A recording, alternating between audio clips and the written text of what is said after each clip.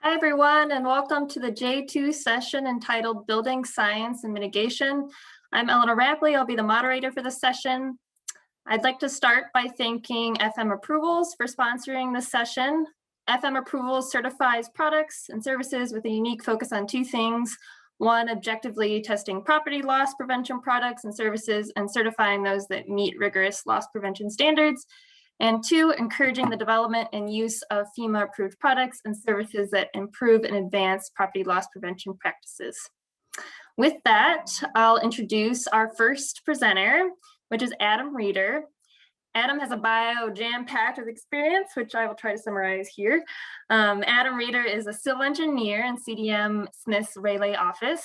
He has over 23 years of experience with a wide range of structural engineering projects involving design, scheduling, bid document production, construction management, disaster assessments, flood and wind retrofitting, and litigation. Since 2007, Mr. Reeder has worked on numerous projects for FEMA, providing structural engineering and benefit cost analysis, expertise for high winds, riverine flooding, and coastal areas. He's also developed a course for FEMA to teach design professionals how to incorporate climate change into flood design and created an MS Excel-based tool to approximate freeboard for sea level rise. Today, he will be giving a presentation entitled Using Asset Vulnerability to Assess Flood Mitigation for Multiple Building Facilities. Take it away, Adam.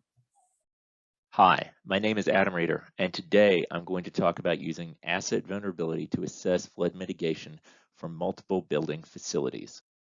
In order to cover this topic, I'm going to walk through 5 sections.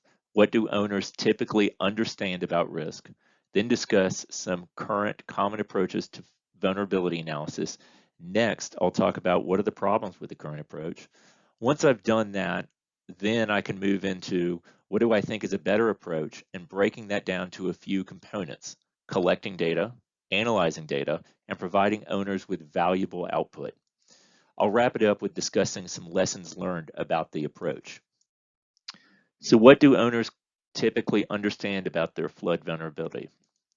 Usually, they don't understand enough about it. They may or may not understand whether the facility is in the floodplain, or potentially if it will be in the floodplain.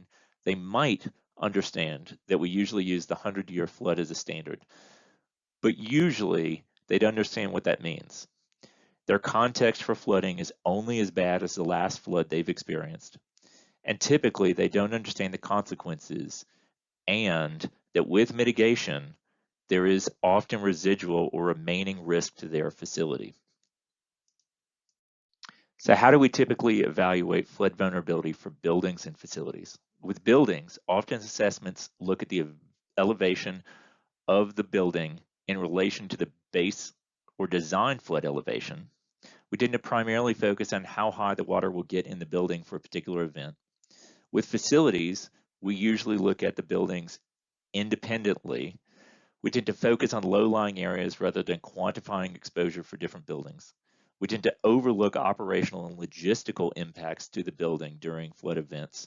That may be things like access to and from the buildings or the facility, fuel supply issues with generators and pump systems and that sort of thing, utilities in terms of the utilities coming into the facility, and many other things. And finally, often risk assessments depend on subjective scoring systems, and you and I might score things differently. We often base our flood protection recommendations by what is required by the codes. Basically, the IBC refers to ASCE 24. I'm showing the elevation requirements summarized from ASCE 24-14 here. For most buildings, flood design class 1, 2, and 3, that's base flood elevation plus 1 foot or whatever the local requirements are. If we're looking at critical facilities, that may be base flood elevation plus 2 feet, those local requirements, or the 500-year, whichever is higher. Now, interestingly, if we look at the Department of Defense requirements for elevation, it's a bit more restrictive than ASCE 24. For non-mission critical buildings, that's base flood elevation plus 2 feet, or for mission critical buildings, that's plus 3 feet. Depending on the facility, what we've been doing may not be sufficient, and owners may be left with an incomplete picture of their risk.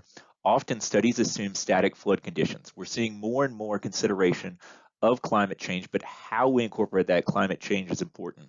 Subjective scoring can be difficult to normalize for key factors. How you score something and how I score something can be very different and drastically impact the results. For complex industrial water and wastewater treatment plants, it may not sufficiently tell the risk story either. We should give owners results in terms that they can easily use for decision making, and we'll talk more about that later.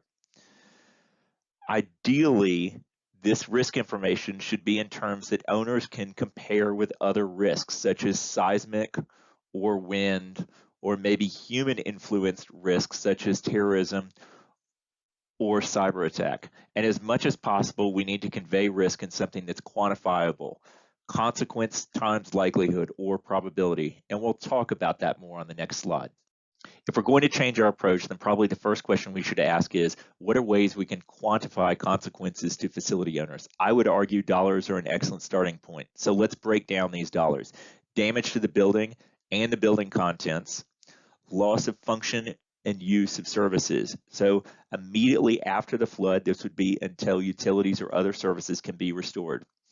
With many facilities, this could be a long-term outage until equipment that may need to be manufactured can be replaced. You also have cleanup duration to sanitize the building and make immediate repairs. And for critical facilities, this includes loss of services. Other impacts that should be considered or could be considered may be loss of work for employees, stress to employees, and environmental damage outside of the facility area.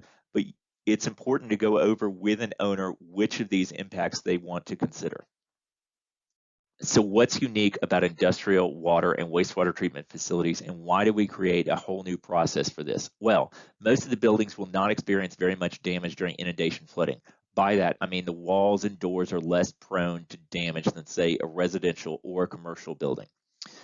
Secondly, the assets in these buildings, such as pumps and controls, are the most important vulnerability for these buildings. The assets have a high value and the loss would often far outweigh the damage done to the building. While some assets are submersible, others are not. And also these are not off-the-shelf items. And so there could be long time frames before they could be repaired or replaced. Overtopping of treatment processes can result in extended downtimes. The operational impacts affect the public. And for treatment plants, this could be a large service area. Therefore, what we know about other building types and the associated flood damage doesn't necessarily apply to these types of buildings. I think another component that we need to consider is what happens if the flood data is changing or varies over time. Many areas are seeing changes in their flood conditions over time. This could be due to sea level rise, changes in frequency and intensity of precipitation, changes in surrounding development, so runoff increase, subsidence, and erosion. This means that the code may not be providing us with sufficient protection for the lifetime of the facility. So let's consider evaluating the cumulative probability of flooding as one component of how we can assess vulnerability and how we can help the owner to assess risk. Let's look at an example and see how this concept may change our decision making. So, is cumulative probability analysis the answer? On the right is an example of some flood data. The example flood data uses a sea level rise by 2100 of 4.5 feet. Let's walk through a quick analysis of some of the flood risk and see how cumulative risk may influence our decision making. So let's look at our example flood protection. If they used the code required BFE plus 1 foot, that would equal 7.8 feet using their current flood data. That's a 0.35% annual exceedance probability. With no change in flood risk over 50 years, that's a 16.5% chance of being equaled or exceeded. With sea level rise over 50 years, this same 7.8 feet has a 90.4% chance of being equaled or exceeded. However, if we were to use a flood protection level of, say, 10.8, with sea level rise over 50 years, that would be a 15.8% chance of being equaled or exceeded. Is this a more reasonable risk tolerance for the owner? I would argue that using this cumulative approach may help owners to consider how their risk changes with different climate change models or development influences, just anything that where there's variations in future flood data. It's not the whole picture, but it's a starting data point, and this may help us understand some starting points in setting flood protection levels or elevations as we assess facilities. How can we improve our understanding and the owner's understanding to influence mitigation decisions we'll need to make when evaluating a group of buildings or a facility? There are going to be decisions about which mitigation to implement.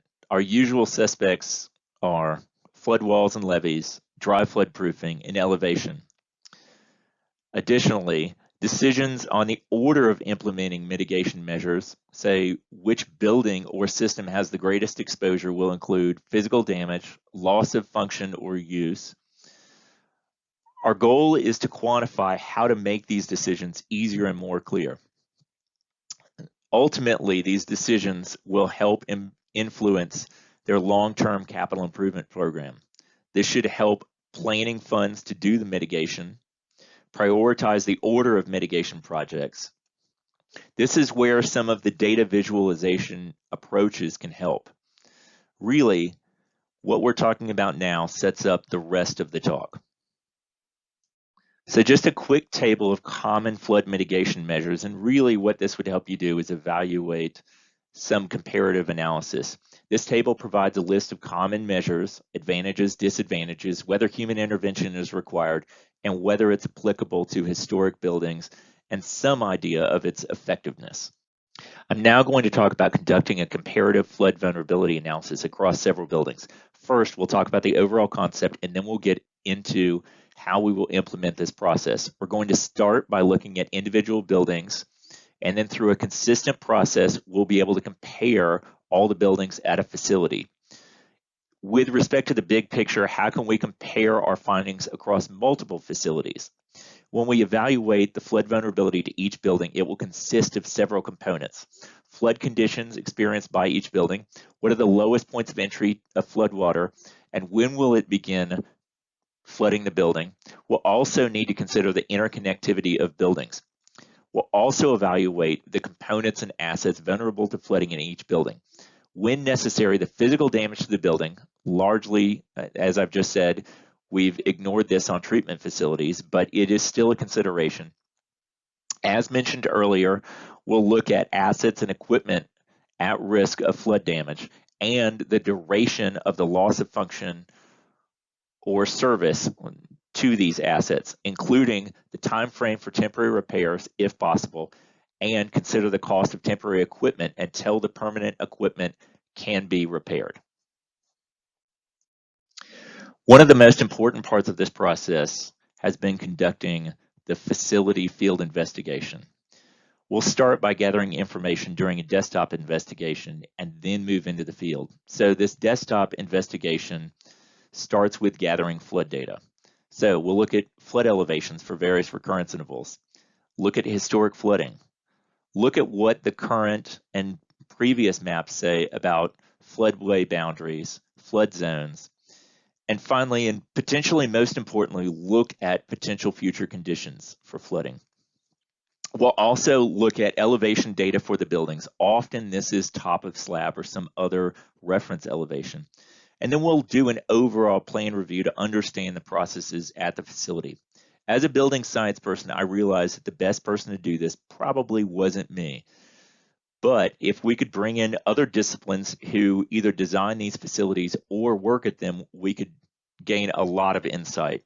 So this team includes architects, engineers, and facility managers. They understand what's important and what isn't. They also know, for instance, with treatment plans, what can be submerged and what can't.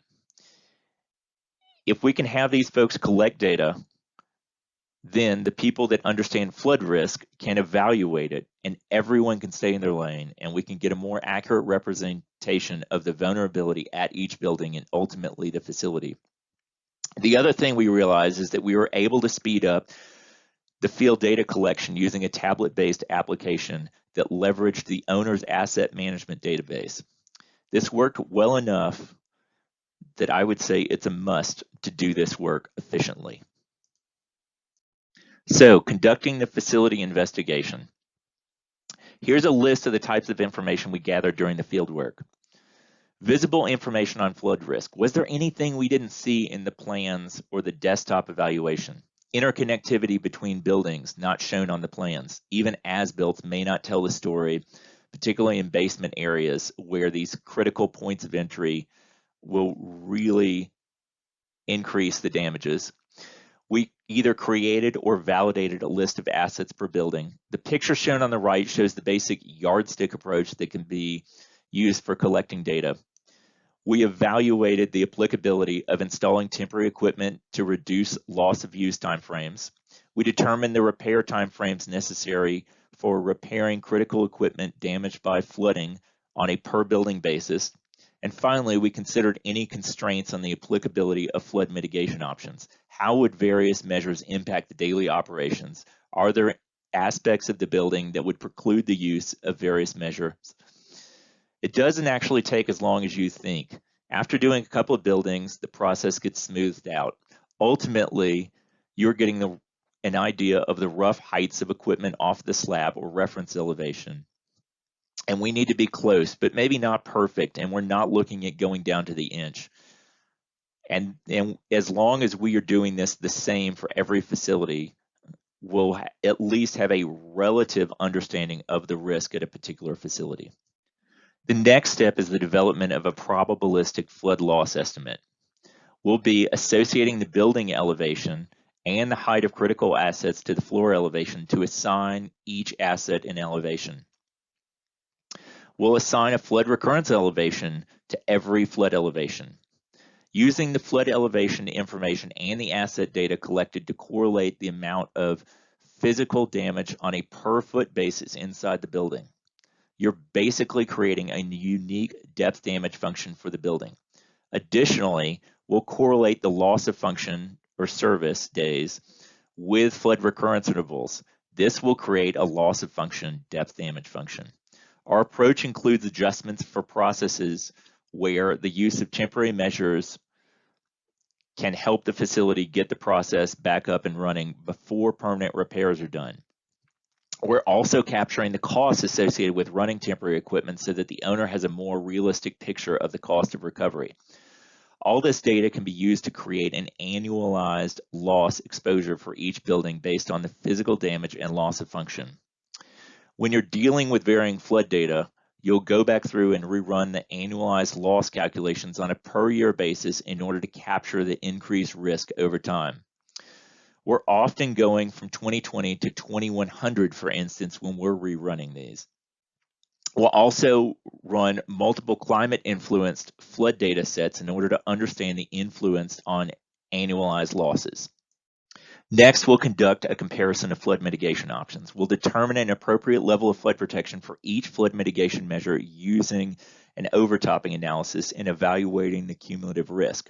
Now, some people may consider picking a future year and picking, say, the 100-year flood elevation for that future year, but I would argue somewhat this becomes arbitrary. It may be unreasonably high when you actually evaluate in the field how high that may be, and that's why we feel like the cumulative risk analysis may be appropriate.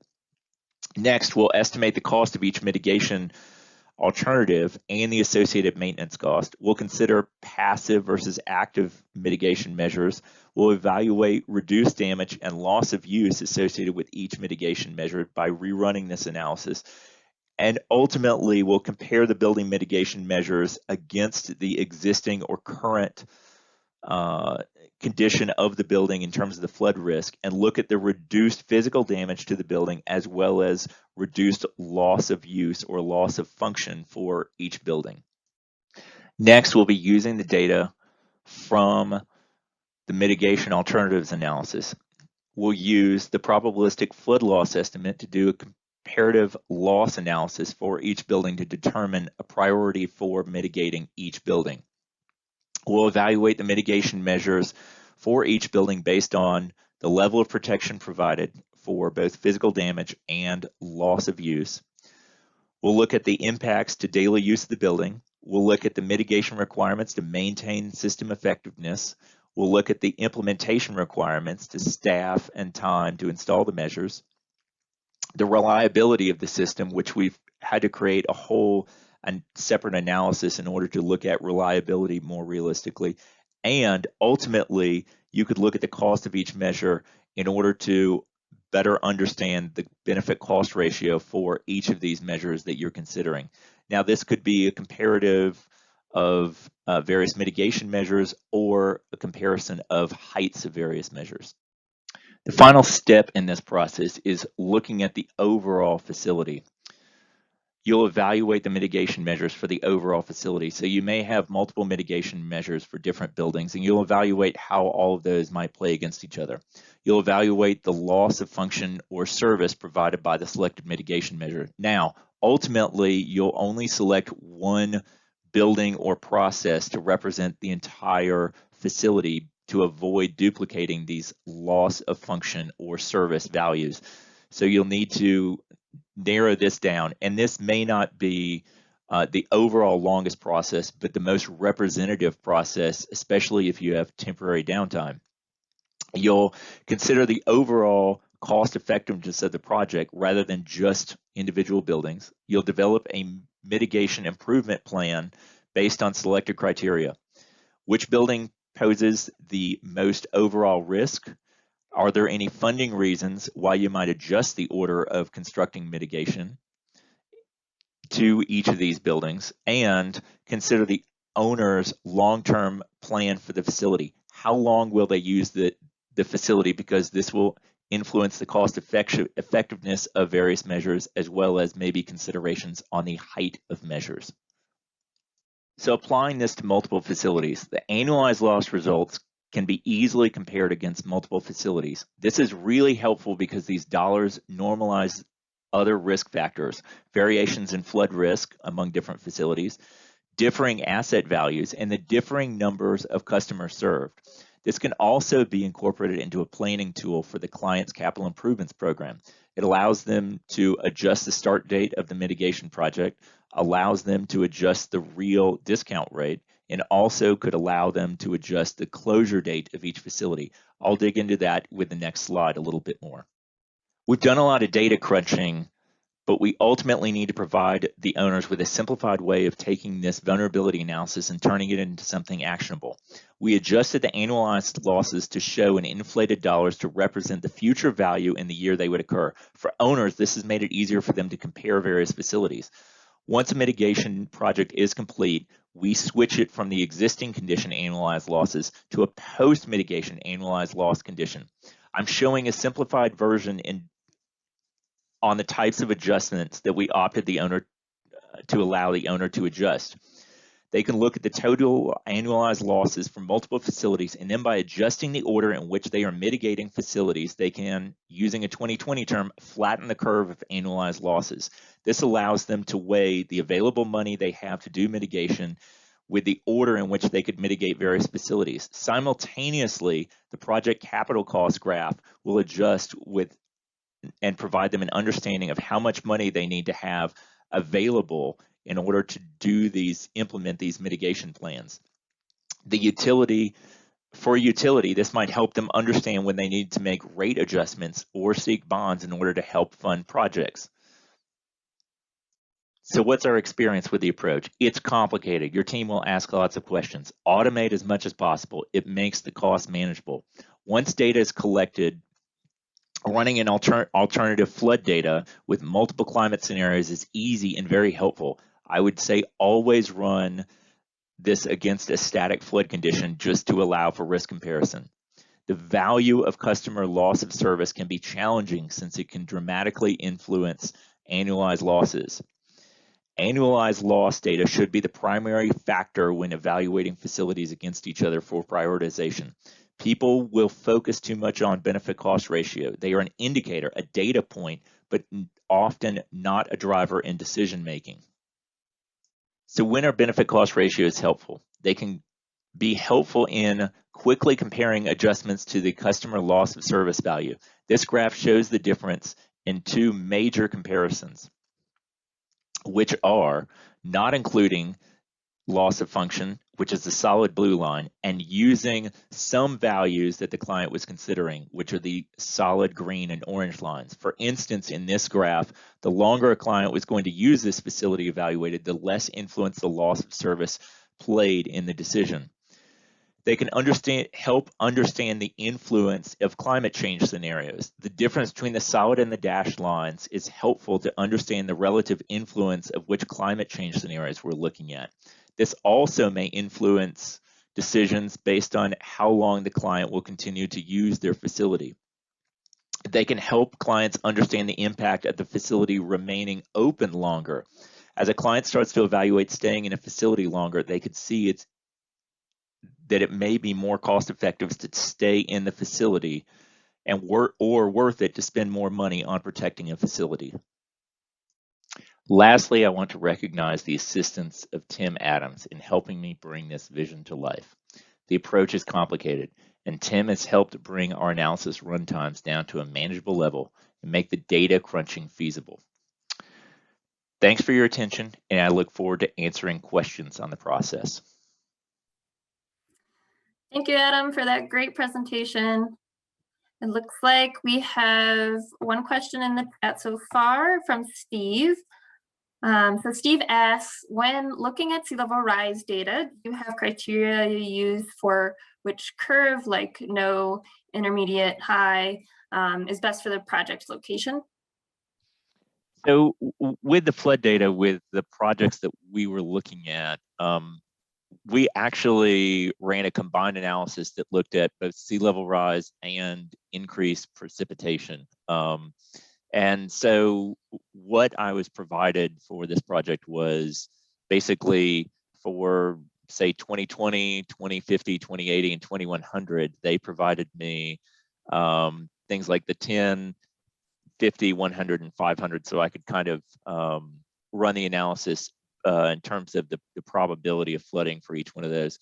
In terms of prioritizing, we actually discussed that with the client and discussed sort of where their risk comfort was in terms of the possibility of each of those scenarios happening. Okay, great. We have another one from Vince. Vince says, great presentation.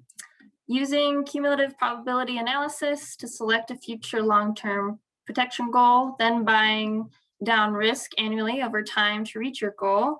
Would you refer to your process as climate change adaptation?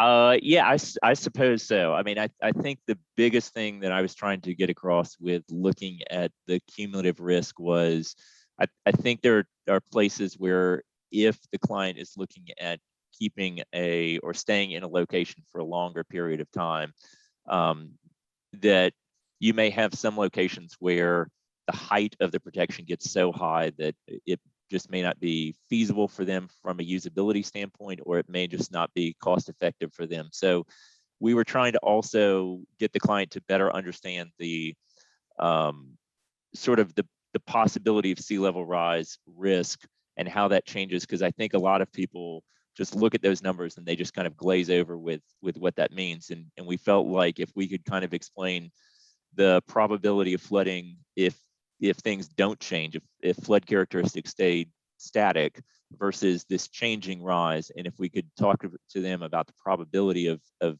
those differences over 50 years, then we could kind of walk them into what might be a reasonable height to achieve. So I think it's adaptation, but I think the really important part of this is just finding different ways for your client to understand, what that flood protection level should look like. Yeah, definitely. I had a question. Was it hard to convince clients to consider this vulnerability assessment option? So I think when we started down this road, we had a client that had a really robust asset management database, and I think you're going to find that clients like water treatment plants, wastewater treatment plants, industrial clients, and that sort of thing that really have this robust asset management database, then the only components that we were really adding were the elevation components of how high things were. They also had a really high amount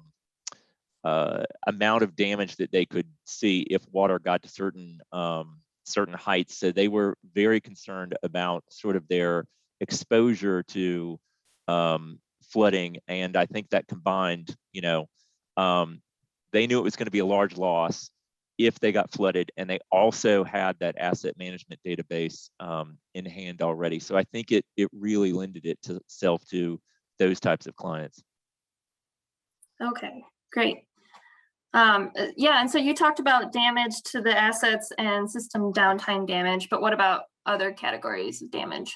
So things like, we've heard a lot this week about sort of the risk to people from a health standpoint, especially if we're talking about wastewater treatment or water treatment, the health risks, the sort of the overall economic risk.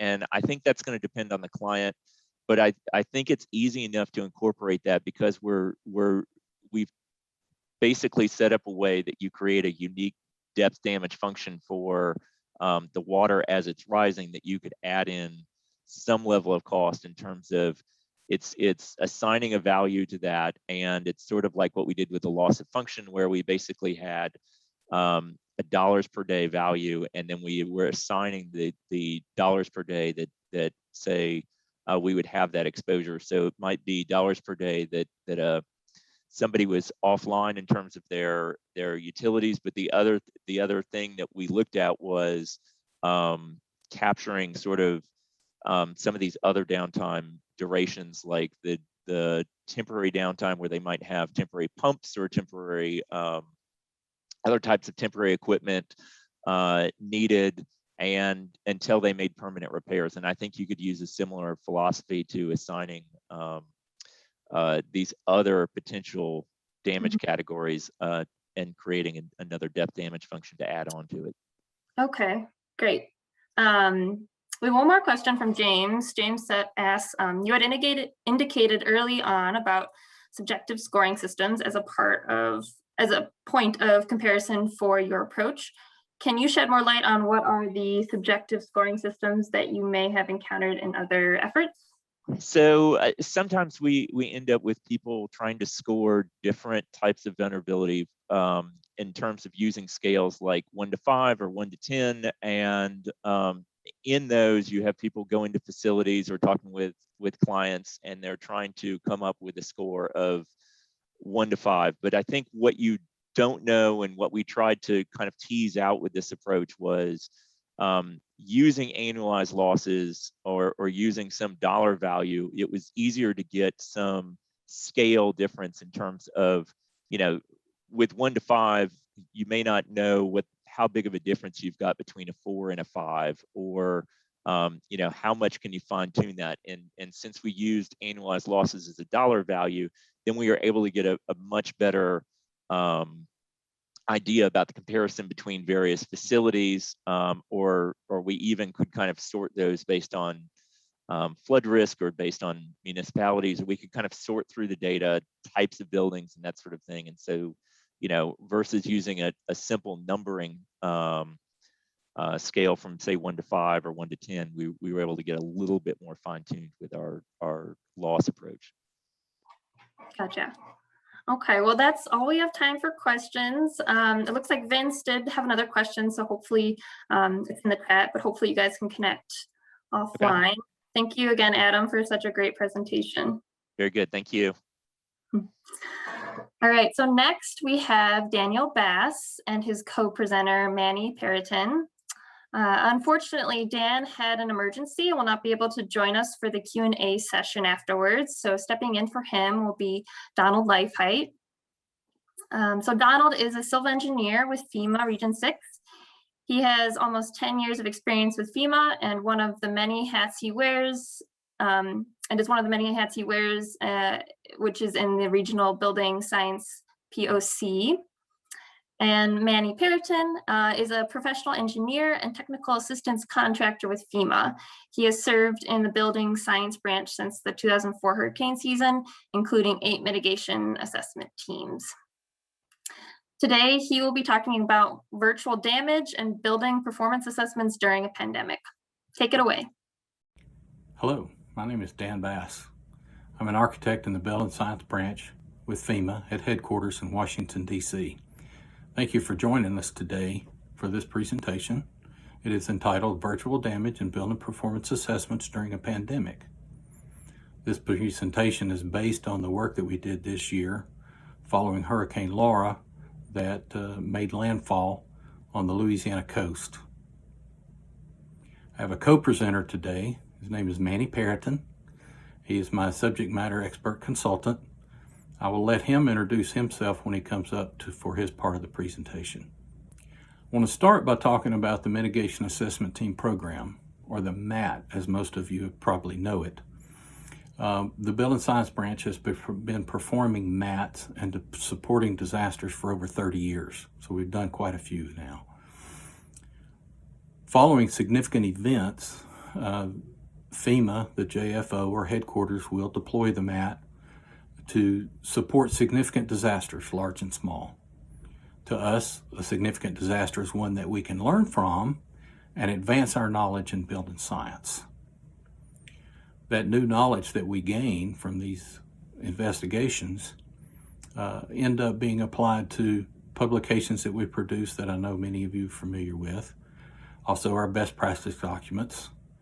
We also develop recommendations to improve codes and standards to make them more disaster resilient. And we also use that knowledge to influence our mitigation programs to come up to that new knowledge and standards. We support all FEMA missions, strategic plans, and the NDRF. In this slide, I want to touch on the objectives of the Mitigation Assessment Team Program. We investigate building performances, the related infrastructure, and then operational issues of especially critical facilities. We work to determine the causes of building failures and also successes.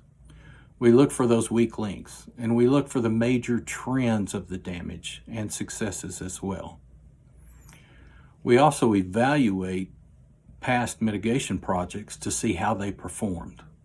We use that knowledge to influence our mitigation programs to make them better, and that the facilities that they fund for the repairs and reconstruction be more resilient for future similar events. And we make recommendations to the JFO, the disaster operation, as well as the local communities and community officials. On this slide, I want to touch on how we provide support directly to the disaster operation. We deploy the team, like I mentioned before. We assess the damages and provide recommendations and guidance. We provide the operation with building science SME support if needed. Any program within FEMA, be it public assistance, hazard mitigation, or individual assistance, and so on. We can provide training and subject matter expertise specific to the disaster and its circumstances. We know no two disasters are exactly alike, so we can craft the support we give, the training, and the documentation and recommendations per each individual event to address the specific needs of that location and the event itself.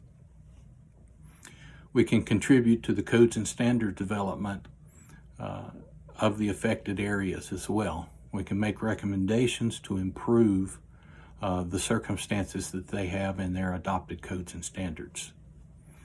And we can perform a MAT following any natural hazard event, and we have for all. Of course, the most have been floods and hurricanes. Those are the most common types of disasters that do occur and get declarations. Next slide, and Manny's going to take over. Thanks, Dan, for that background information on the MAT program. I am Manny Perriton, and I have served as a technical assistance contractor to the Building Science Branch since 2004, including being a part of 8 mitigation assessment teams. I also serve as the co-chair, along with Randy Beam, of the ASFPM Non-Structural Floodproofing Committee, which Dan is also a part of, and I encourage you to consider joining. This afternoon, I'm going to share our experience in collaborating across FEMA and other post-disaster damage assessment efforts to document building performance observations following Hurricane Laura. Our goal is to help communities leverage resources so that post-disaster damage assessments can be used for a variety of purposes. In addition, we hope to share best practices related to building performance and floodplain management to help improve flood-resistant design and construction practices based on observations from Hurricane Laura. Due to COVID restrictions, we were asked to monitor building performance remotely during Hurricane Laura. Like any other event, we normally start with points of emphasis we want to focus on while conducting our research. For example, we knew there was a good amount of new construction in Cameron Parish following Hurricanes Rita and Ike. We also knew that new construction was built to the state building code adopted after Hurricane Katrina. Dan mentioned earlier, we tend to deploy and monitor for events where we can learn from and advance building science. We felt this event fit that criteria because it was expected to be close to a design wind and flood event. Being at ASFPM, I'm sure most of you are familiar with the base flood elevation. For NFIP construction purposes, that is our design flood event. For wind, we use ASCE 7 basic wind speed maps. As illustrated here, you can see the basic wind for residential or risk category 2 construction is approximately 143 miles an hour in Cameron, Louisiana, and at least 140 miles an hour for most of the other area where Hurricane Laura was expected to make landfall. Collaborating across FEMA and other post-event damage assessment efforts is always important to a mitigation assessment team. For this virtual monitoring, it was even more critical. Two entities we coordinated with extensively were FEMA regional staff coordinating the preliminary damage assessments, as well as a Structural Extreme Events Reconnaissance Team, or STEER, funded by the National Science Foundation. We knew these entities were using a combination of limited resources in the field, supplemented by staff doing virtual assessments like we were. I felt a key part of our collaboration was based on existing relationships. In fact, last month we participated in a workshop related to uniting field and lab research across disciplines to reduce hurricane impacts.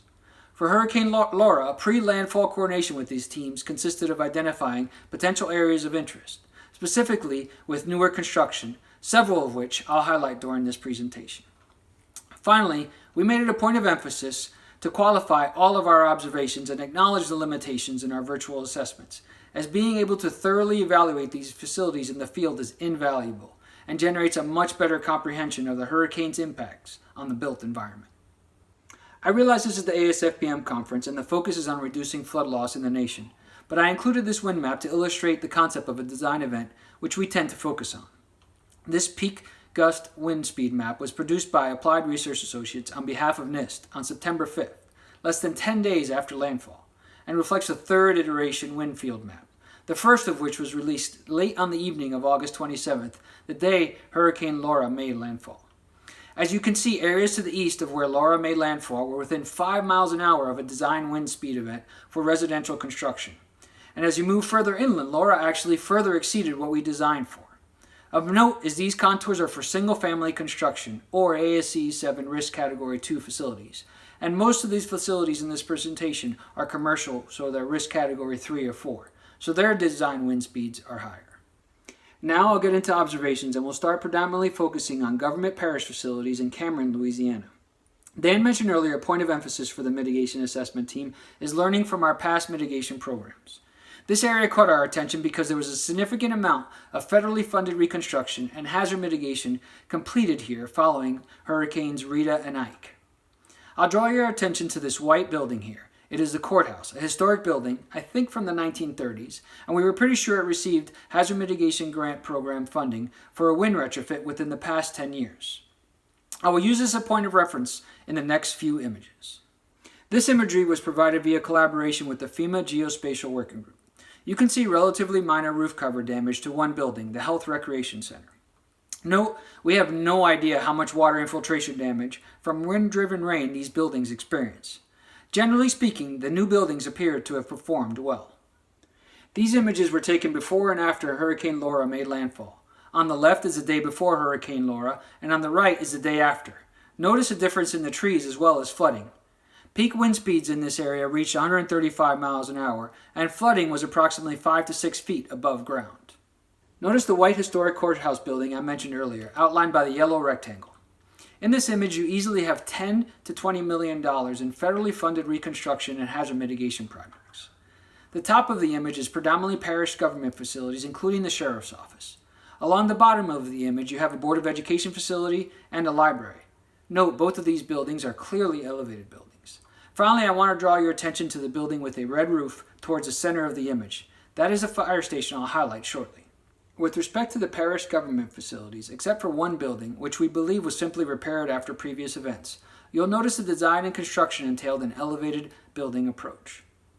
The building labeled with an A is the historic courthouse in the center of the campus. Building B is the parish sheriff's complex and the newest facility on this campus, completed in 2014 or 15. Building C is the parish west annex, built around 2012. Building D is the health department / recreation center, and after the courthouse, likely one of the older buildings on this campus. While not elevated, based on images we collected, we know that at one point shutters were added and key equipment was elevated. Building E is the parish east annex, built around 2010. Building F is an additional sheriff's facility built around 2012. Based on these images taken by NSF STEER teams, we are confident the courthouse, or Building A, and the health department, or Building D, were inundated and/or received extensive water intrusion damage during Hurricane Laura. I'll now shift focus to the fire station with the red roof I mentioned earlier. This was built in approximately 2010 and we believe was supported with FEMA Hazard Mitigation Grant Program funding. It appears to have been constructed as an elevated building. Notice the flood openings in the picture to the left, and the generator is on an elevated platform in the rear of the building. Based on this high water mark collected by the USGS teams, we know there was approximately 5 feet of water above ground during Hurricane Laura, and the fire station appears to have performed relatively well. Now I'm going to shift focus 13 miles east of Cameron to South Cameron High School. Probably one of the best sites for us to learn from during this presentation and this event as a whole. It is about 2 miles inland from Rutherford Beach. Wind speeds here during Hurricane Laura were likely in excess of 140 miles an hour.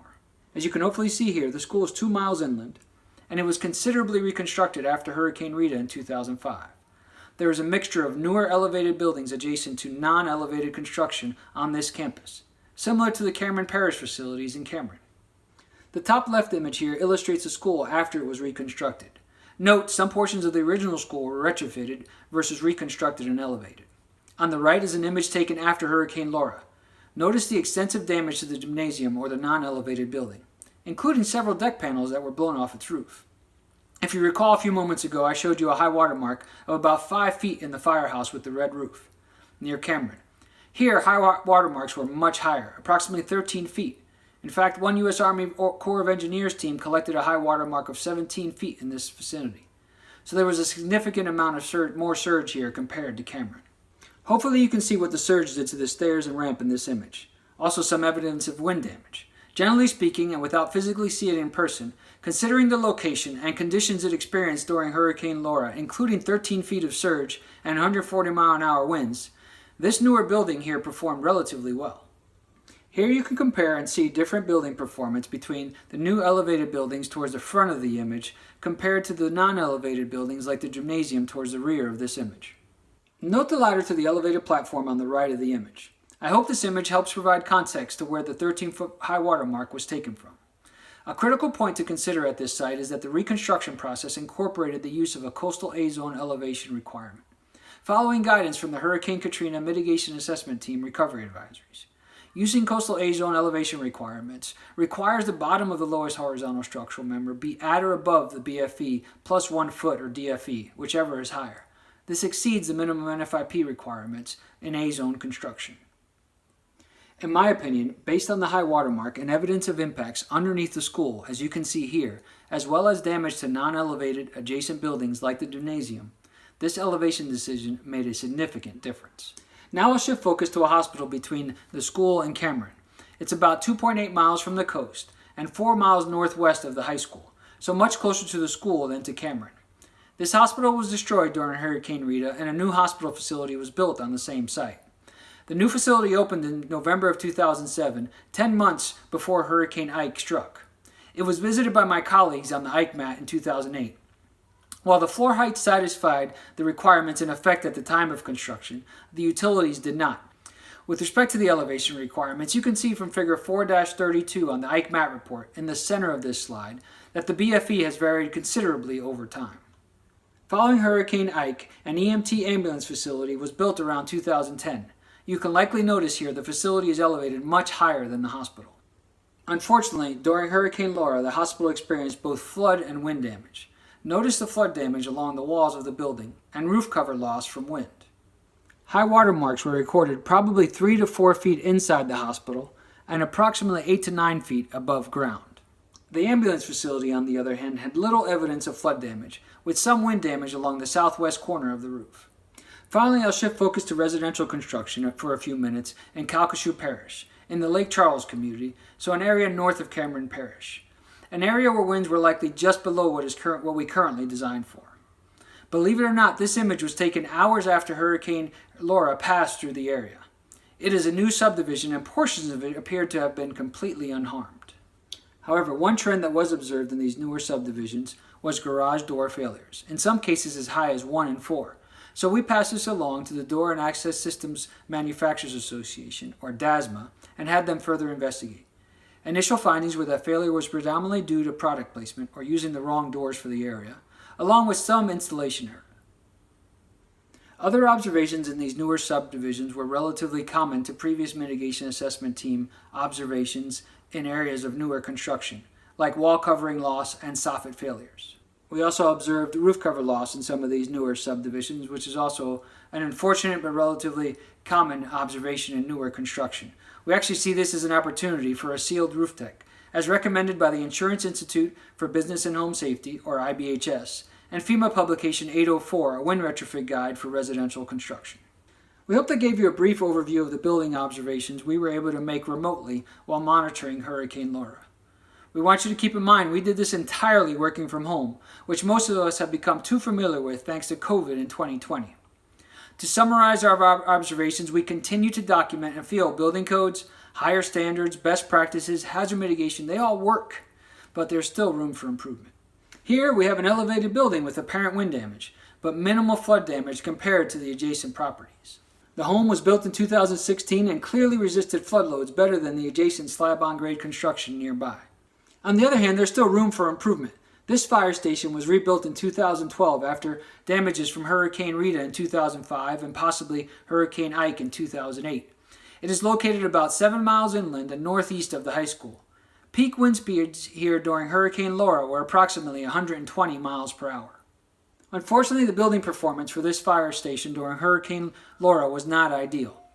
We are not sure of the cause for widespread roof damage, but it likely had to do with the fasteners on the roof deck, the bay doors failing, or a combination of some other factors. After the storm made landfall, there was lots of questions about the National Hurricane Center's extreme storm surge predictions because Cameron only received 6 feet of surge. In working with our staff, I tell everyone to be careful with making premature reports, or I'll sometimes refer to them as Twitter reports. While social media can be a great resource, we think it is important not to jump to conclusions. You must share verified information and ensure you qualify your observations. For example, if you were 12 miles east of Cameron in Rutherford Beach, you'd be telling a much different story about storm surge and feel the National Hurricane Center got their prediction right. I think I recall a high water mark of approximately 20 feet recorded by the National Weather Service in this area. Here on the top right, you can see a waterfront canopy that existed on this beach prior to Hurricane Laura. Here you can see not only was the canopy completely wiped out, but the primary residences labeled with numbers 1, 2, and 3 were completely destroyed by the surge. Finally, we hope you took away some lessons learned regarding building performance, including the importance of elevating on a proper foundation with a complete load path. We also hope you've gained a better understanding of the planning and collaboration that can contribute to successful post-disaster assessments. We cannot do our assessments without support from other federal agencies like NIST, USGS, NOAA, the National Weather Service, and the National Science Foundation, to name a few, as well as our state, local, tribal, and territorial partners. In this case, it was the Louisiana Governor's Office of Homeland Security and Emergency Preparedness, or GOSEP, along with Cameron and Calcasieu parishes. We also collaborate with the insurance and trade organizations like IBHS and DASMA, as well as the state and ASFPM chapter. You may not be aware, but the chapter in Louisiana has a disaster response team, so we collaborated with them some on this as well. We rely heavily on media reports from the Associated Press as well as social media like Twitter, Facebook, and YouTube. With respect to collaboration, example tools and methods we apply include routine conference calls or sharing information reports, data sharing via a common map, and using workspace channels like Slack and Microsoft Teams.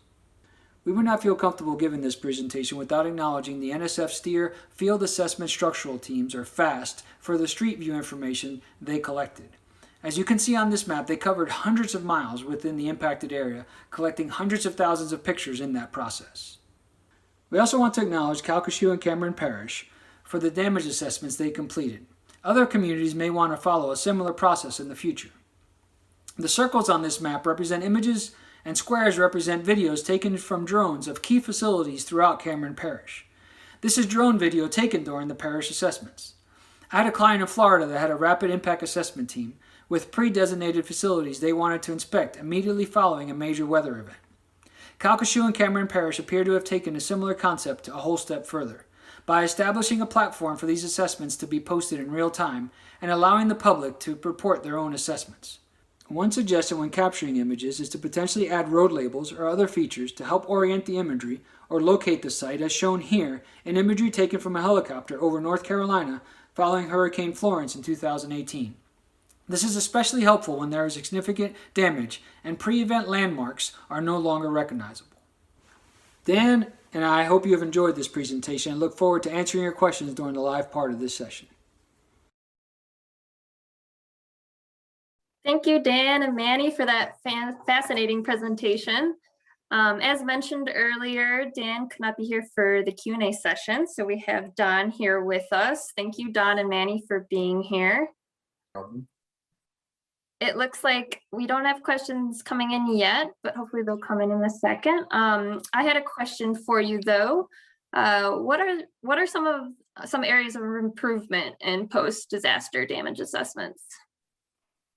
So for me, two things come to mind. Number one, I think for years, and we're getting better at keeping these buildings, the envelope intact. I don't think we've looked enough inside the buildings. Historically, most of our assessments are around the perimeter. Yes, we do go inside, especially some of the government facilities, but I would say more of the commercial facilities, especially residential, when we don't have as much access. And we really don't know how bad or how prevalent water intrusion is with some of these. That's one area. And then the second one is just the collaboration piece. I've been out a lot of these, and I cringe sometimes when I go to a homeowner and I'm the 20th person that's been there, whether they be an insurance person, another person at FEMA. And I just think the more we can collaborate on data that we're collecting, and I think some of the data we collect is important. We're going out there for research purposes, but the more we can share, there's a person in that building, for the most part, that's impacted by it. And at a certain point, they kind of reach a plateau of explaining their story, if you would. So. Yeah, that's great. So what have you learned from being on MATS? What are some of your takeaways? I'd say, there's a lot of attitude. It doesn't happen here. It would never happen here. I think, by going out on these mats, we're able to show, unfortunately, it can happen in your neck of the woods or within your state or within your region. And I think, with that being said, it's also something that I think they're really important to show. A lot of the work we do tries to help improve the way, we calculate loads on buildings, the way we design, build, and construct things.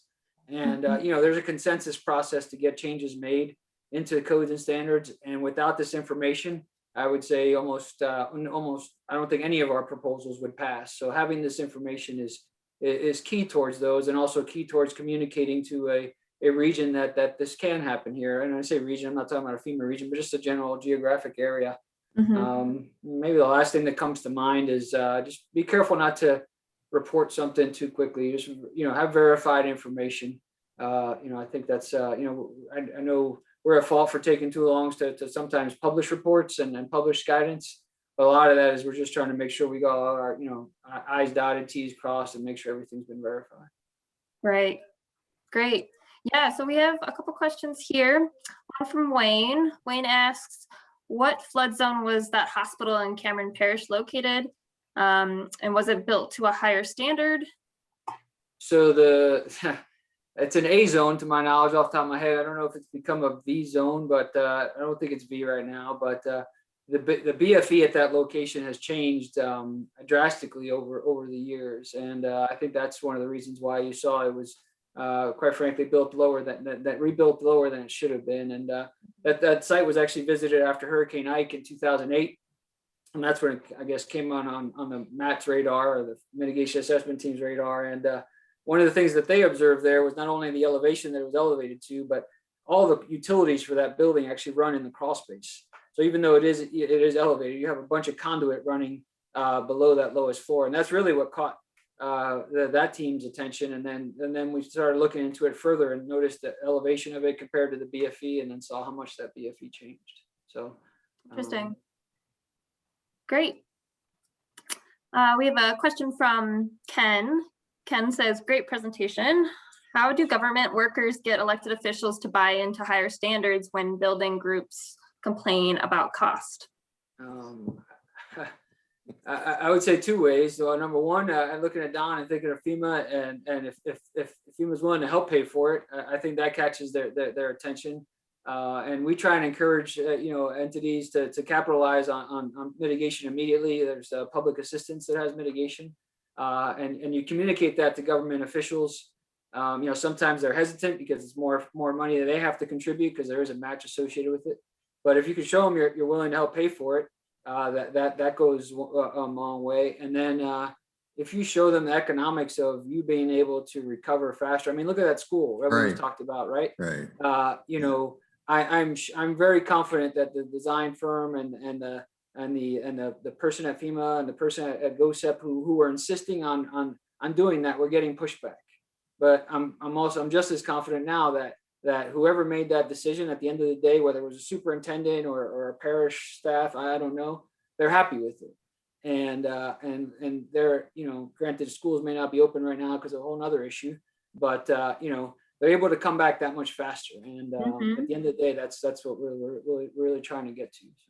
Yeah, Manny, I think you make a good point that we have to look at more than just the building and just the contents of the building, but you have to look at just how quick can you get that building back into service.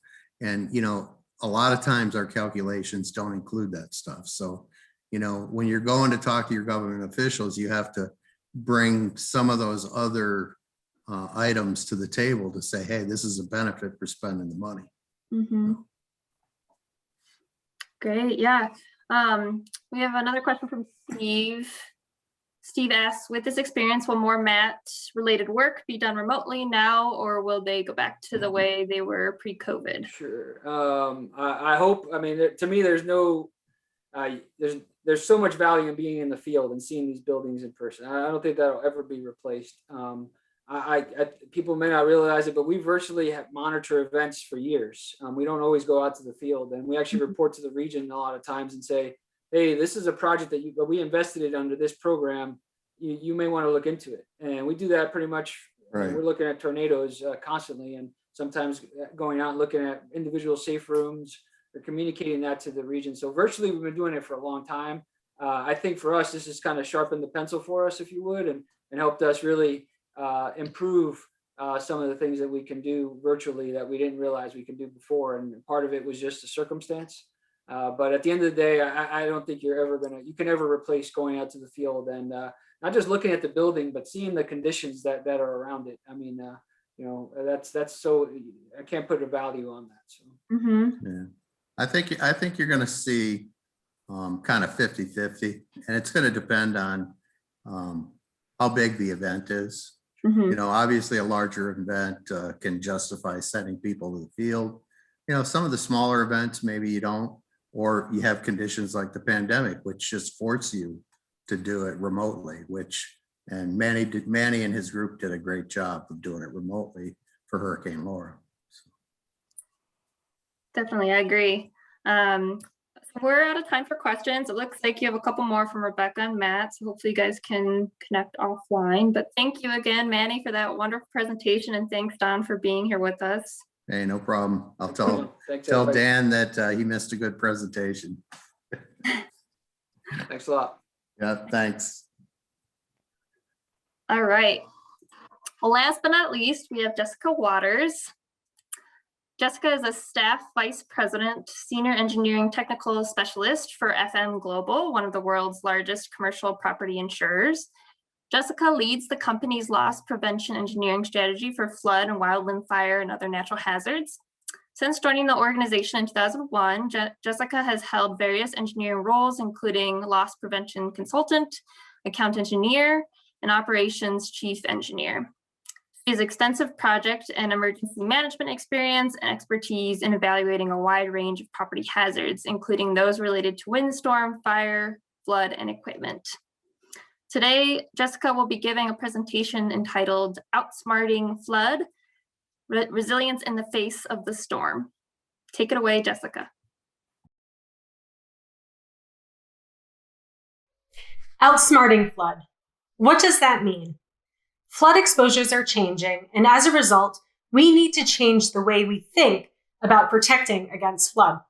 In today's discussion, we will talk about some of the science behind our changing climate, specifically as it relates to flood. We will review different approaches to outsmarting flood with the overarching goal of building more resilient communities. And I will close with a couple of success stories from FM Global clients who were able to outsmart their flood risks. So let's start with our changing climate. In simple terms, the Earth is getting warmer. Global mean temperature has been increasing. Today, the Earth is almost 1 degree Celsius warmer than it used to be on average in the 140-year-long observational record. Now, 1 degree may not sound like much, but this increase in temperature means that the atmosphere can hold more moisture. Think of it like a sponge. It soaks up a lot more water. And then when Mother Nature decides to wring out that sponge, there's a lot more water that falls from the sky. And we know that extreme precipitation leads to flooding. Extreme rainfall events are frequently tied to hurricanes or tropical storms.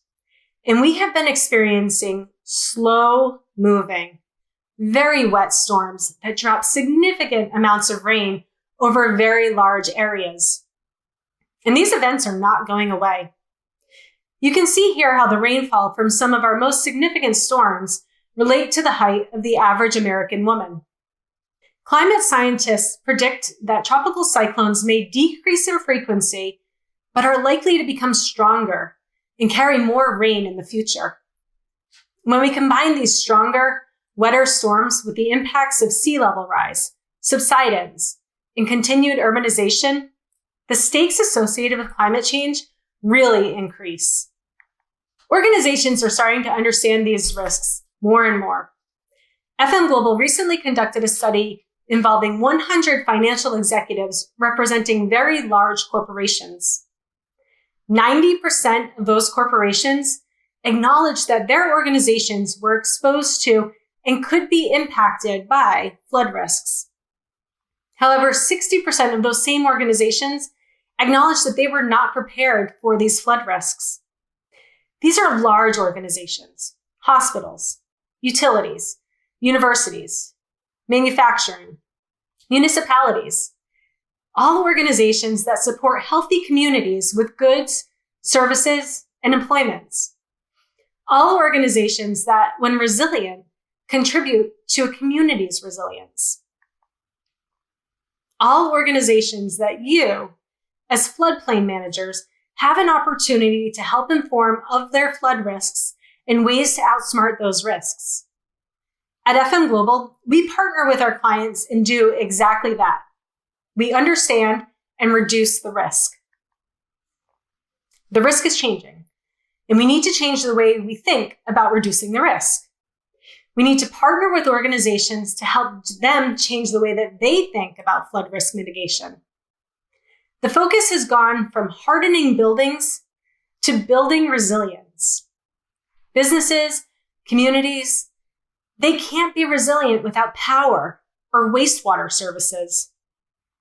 Communities can't be resilient when the residents and their employees, all of their homes have been washed away, or if a business can't get occupancy after a flood.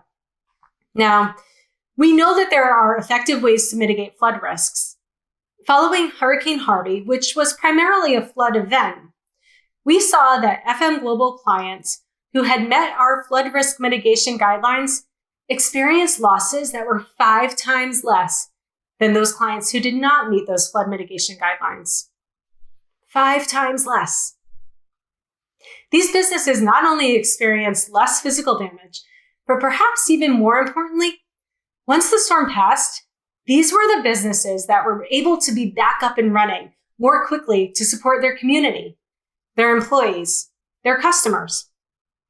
These were resilient organizations. So what did they do differently? The first step is to understand the exposure. Where is the water coming from? How deep will it get? How long will the flood remain on site and in my building? Once the exposure and the risk are understood, you need a plan to prepare for and to respond to a flood, a plan to implement engineered solutions to mitigate the risk. There are really 3 strategies to mitigate flood. No single strategy will work everywhere, and many facilities will need to employ a combination of these strategies. Every strategy requires a plan. You can stay above the flood level, keep the water out, or where neither of those is feasible, employ waterproofing measures. Let's take a look at each one of these strategies. When possible, staying above the flood level is always the best solution. Facilities that can be located on higher ground outside the floodplain, they can effectively eliminate their exposures. But where that's not possible, smaller, more targeted approaches may involve elevating storage or critical electrical or production equipment above those anticipated flood levels. If a facility can't be relocated above the flood level, then passive protection, such as flood walls or providing stairs or curbing to redirect the flow, are great potential permanent solutions for keeping floodwaters out. And where it's not possible to elevate above the flood or to permanently redirect the water, we need to think about the exposure differently. How can we keep the water out?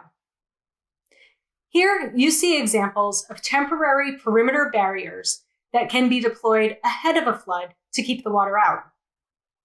This approach to keep the water out can be used to protect an entire site, a single building, or even be deployed inside a building to protect a specific piece of equipment. These are also examples of FM-approved flood mitigation solutions that we will discuss further in a minute. For areas where a specific opening needs to be sealed to prevent water from entering, opening barriers are available to keep the water out. Options may include side-deployed fabric barriers, automatic flood barriers, or flood planks. There are also engineered pop-up barriers, window protection, or flood personnel doors. Different FM-approved products of different styles and benefits are available to fit the varying needs of a particular facility. One example may be to use a pop-up barrier to stop water from entering a key room, such as the main electrical room, or even pits or below-grade spaces.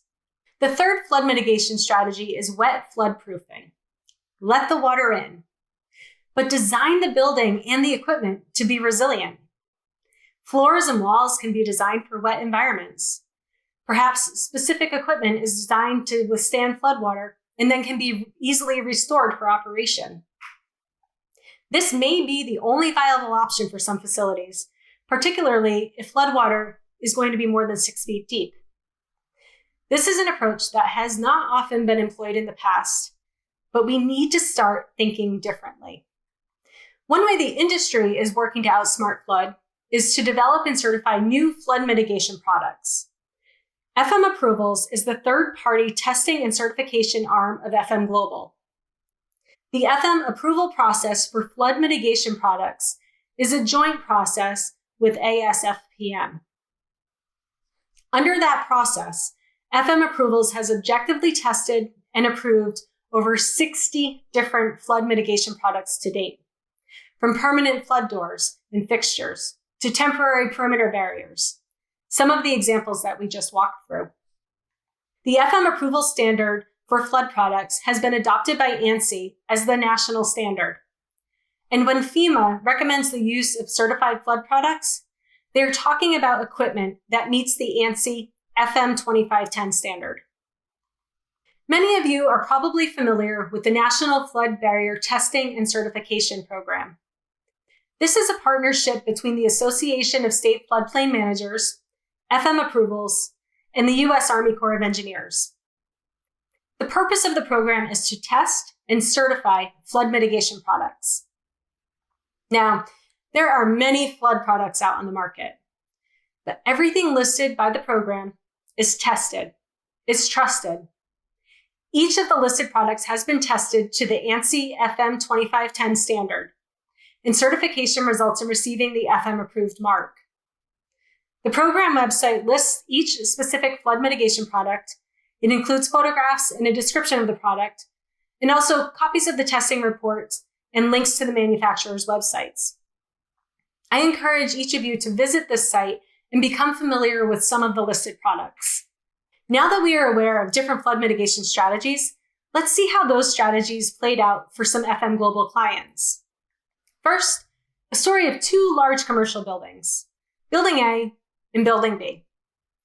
These two buildings have a number of common features. They're located on the same street. Both are multi-story commercial properties, office towers, and they both have an underground parking garage. You can see here that I've circled the street level entrances to those underground garages. This street had flooded in the past, resulting in both property damage and significant downtime while repairs were made. Building B knew that they could not let this type of event happen again. So they partnered with FM Global to implement solutions to mitigate their risk. Building A had a much less robust mitigation plan. And both buildings put their plans to work in 2017 when Hurricane Harvey hit the region. Let's take a look. On the left, you can see that Building A's plan was to deploy sandbags at the entrance to their underground parking garage. On the right, you can see Building B's plan, which included the deployment of FM-approved flood planks. The entrances to the underground parking garages of this facility were protected by engineered and tested flood mitigation systems. Having a flood response plan is critical. Every flood-exposed facility needs to have a plan, but there are different levels of planning. Building A was reacting to the event with their rain slickers on, and the crew was working during the storm to cobble together a sandbag barrier. Building B's response was well planned. It was practiced. The crew was able to quickly and safely deploy the FM-approved barriers ahead of the storm's arrival. You are looking at the difference between an emergency response and a planned response. As Harvey arrived, the storm brought more than 60 inches of rain. You can see on the left that the sandbags at Garage A were quickly overtopped. The force of the water pushed the sandbags out of the way, and the floodwater entered the garage virtually unrestrained. On the right, you can see that the engineered, FM-approved flood planks worked as designed to prevent water from entering the underground parking garage. This is a tested and trusted system. In fact, there is so much confidence in the barrier that one truck owner left their vehicle in the garage below the level of the water. Now that's trust. Now, these images are powerful, but to me, the bigger story is what happened after the storm passed. As you can imagine, Building A on the left required weeks of downtime to remove the water, the debris, the sediment, and to restore critical building utilities. Building A could not be occupied for some time. Conversely, Building B suffered no damage. Their underground machinery space remained dry, undamaged, and completely functional. All because a dedicated building staff had activated their flood emergency response plan and used FM-approved flood barriers to protect the garage. The tenants of this building were able to reoccupy and continue business shortly after the storm passed.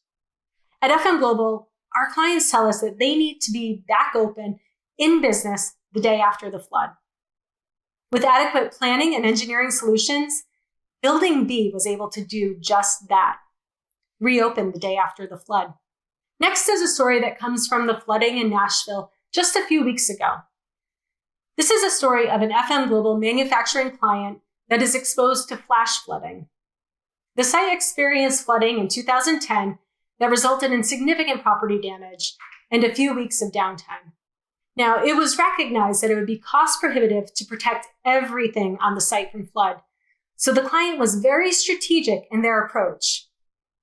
Using a combination of concrete flood walls and FM-approved flood doors and flood planks, the client was able to provide protection for several critical areas of the plant, including the office building, a compressor room, and the main electrical switchgear. And because the site was exposed to flash flood, the entire response plan, including the deployment of the temporary barriers, had to be implemented in only 30 minutes. This was a well thought out and practiced plan, and it paid off. While other businesses in the area were inundated with significant flooding back in March, this facility kept the majority of the water out. And what could have shut down their production for 3 or more weeks was reduced to a 2 or 3 day shutdown to address some minimal water damage and cleanup.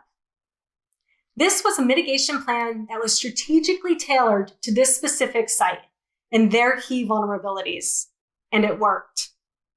For our final example, let's take a look at the lifeline of a community. This is a hospital in upstate New York. For over 90 years, they have been the main healthcare provider for the surrounding communities. And as you can see, the hospital property directly abuts a river. In 2006, water from that river rose above a protective berm and entered the hospital, rising 18 inches on the ground floor, enforcing the immediate evacuation. The lifeline of the community had to close until the water was removed and restoration was complete. The lifeline of that community had been cut off at a time when the community was most vulnerable. And the hospital leadership knew that this could not happen again. So they partnered with FM Global, FEMA, and local authorities to develop a comprehensive approach to keeping the water out. The strategy included flood walls, pop-up barriers, and a series of flood gates. After 3 years, the project was complete, and just in time. Just a few short weeks later, the river flooded again. But the story was much different. The flood walls, gates, and barriers all worked to keep the water out. The hospital was able to remain open to serve their community, again, at a time when they were most vulnerable. Now, we know that flood mitigation works, and we know that resilient organizations lead to resilient communities. So let's outsmart flood together. As floodplain managers, you frequently partner with critical care facilities to help them understand and mitigate their flood risks. I encourage you to take a similar approach with your utility, your wastewater, manufacturing, and infrastructure partners. These are the services that, when resilient, will get our communities back up and running, get people back to work.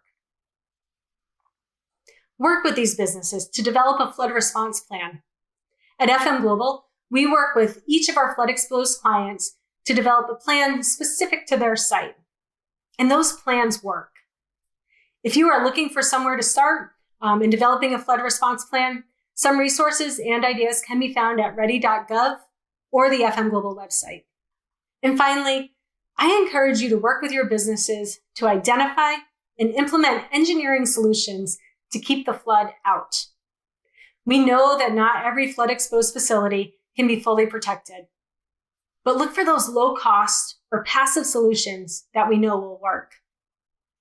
The exposure is changing, and we must change our approach to keep businesses and our communities resilient. Thank you.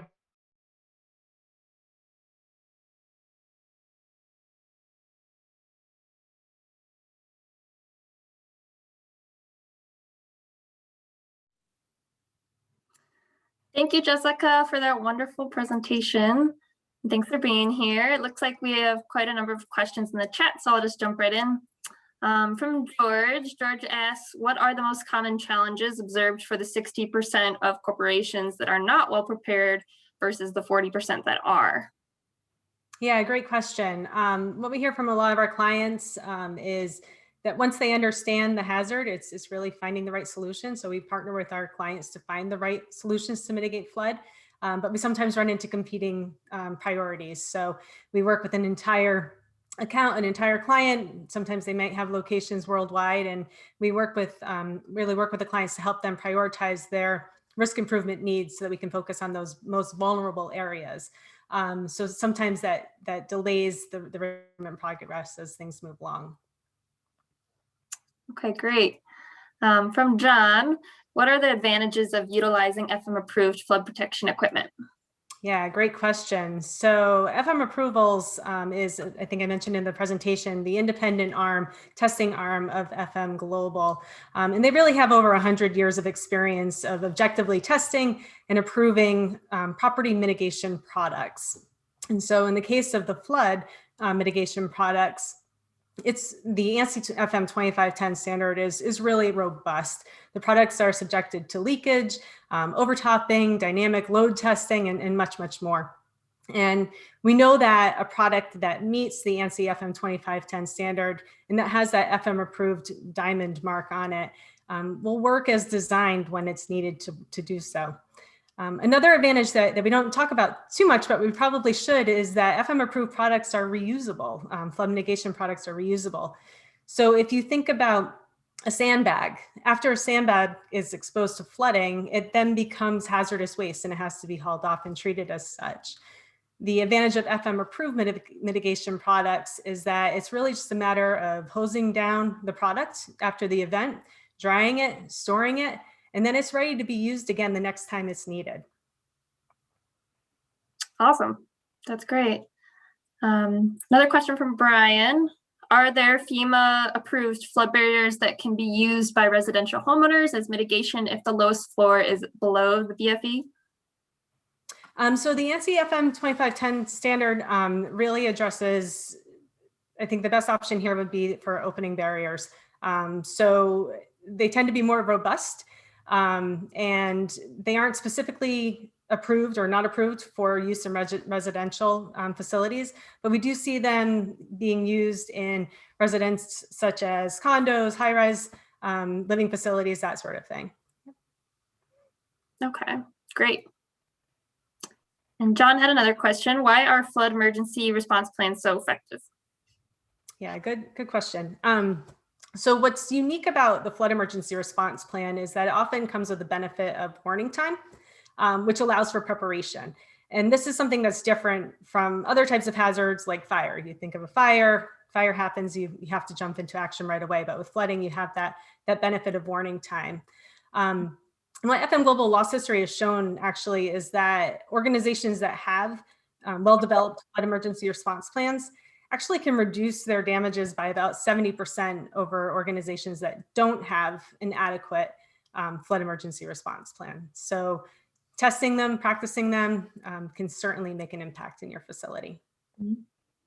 Great. Mary asks, these FM products are fantastic.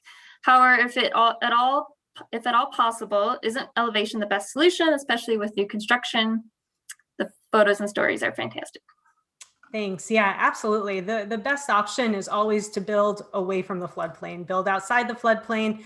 And if that's not possible, then that's when we start getting into the elevation.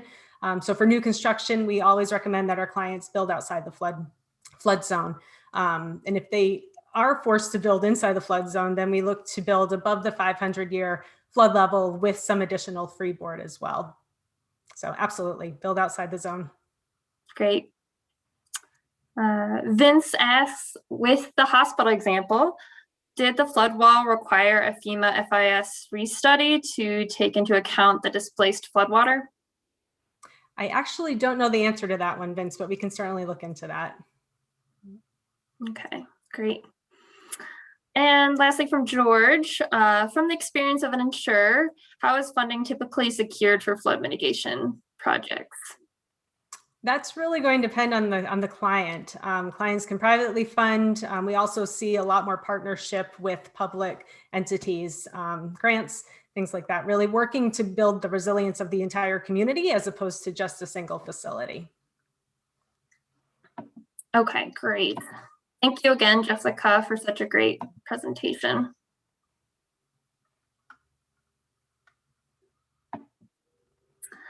And with that, before I conclude the session, I'd like to give a shameless plug for a special drawing that ASFPM's Flood Science Center is doing. So if you put your name in this drawing and if your name gets pulled, you will win $200 off of your registration fee for the 2022 ASFPM conference, which will be in Orlando. To enter, please go to the Flood Science Center's conference page, which I just posted the link in the chat. Hopefully you can see it. It's one entry per person. You must be registered for the 2021 conference to win, and the winner will be selected randomly and notified by email. So yeah, with that, thank you so much for sticking around, everybody, and thank you to all the presenters. I hope you have a wonderful rest of your day, and I hope to see you at next year's conference.